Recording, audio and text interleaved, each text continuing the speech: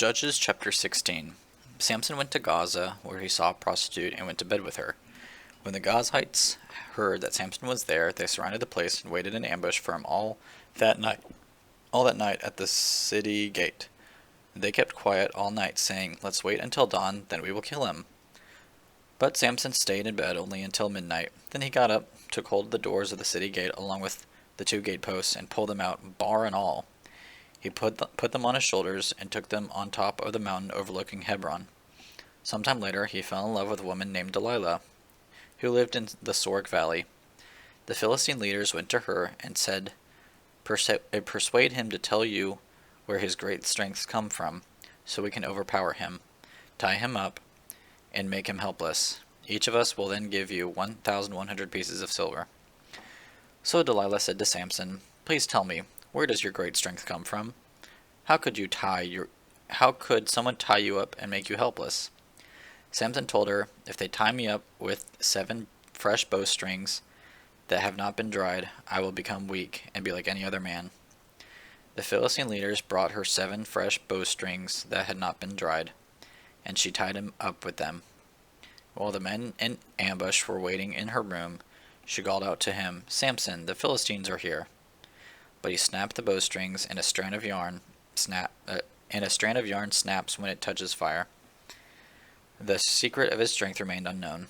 When Delilah said to Samson, "You have mocked me and told me lies. Won't you please tell me how you can be tied up?" He told her, "If they tie me up with new ropes that have never been used, I will become weak and be like any other man." Delilah took new ropes, tied him up with them, and shouted, "Samson, the Philistines are here." But while the men in ambush were waiting in her room, he snapped the ropes off his arms like a thread. Then Delilah said to Samson, "You have mocked me all along and told me lies. Tell me how you can be tied up." He told her, "If you weave the 7 braids on my head into the fabric on a loom." She fastened the braids with a pin and called him, "Samson, the Philistines are here." He awoke from his sleep and pulled out the pin with the loom and the web. "How can you say I love you," she told him, "when your heart is not with me? This is the 3rd time you have mocked me and not told me what makes your strength so great." Because she nagged him day after day and pleaded with him until she wore him out, he told her the whole truth and said to her, "My hair has never been cut because I am a Nazirite to God from birth. If I am shaved, my strength will leave me, and I will become a weak like any other man." When Delilah realized that he had told her the whole truth, she sent this message to the Philistine leaders, "Come one more time, for he has told me the whole truth." The Philistine leaders came to her and brought the silver with them. Then she let him fall asleep on her lap and called a man to shave off the 7 braids on his head. In this way, she made him helpless and his strength left him. Then she cried, "Samson, the Philistines are here." When he awoke from his sleep, he said, "I will escape as I did before and shake myself free." But he did not know that the Lord had left him. The Philistines seized him and gouged out his eyes. They brought him down to Gaza and bound him with bronze shackles, and he was forced to grind grain in the prison. But his hair began to grow back after he had been shaved. Now the Philistine leaders gathered together to offer a great sacrifice to their god Dagon.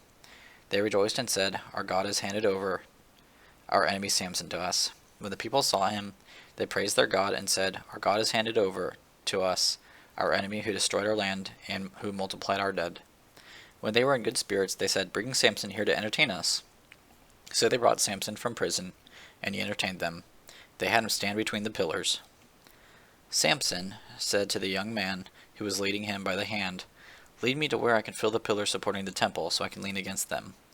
The temple was full of men and women. All the leaders of the Philistines were there, and about 3,000 men and women were on the roof watching Samson entertain them. He called out to the Lord, "Lord God, please remember me. Strengthen me, God, just once more. With one act of vengeance, let me pay back the Philistines for my 2 eyes." Samson took hold of the 2 middle pillars supporting the temple and leaned against them, one on his right and the other on his left. Samson said, "Let me die with the Philistines." He pushed with all his might, and the temple fell on the leaders and all the people in it. And those he killed at his death were more than those he had killed in his life. Then his brothers and his father's whole family came down, carried him back, and buried him between Zorah and Eshtaol, in the tomb of his father Manoah. So he judged Israel 20 years.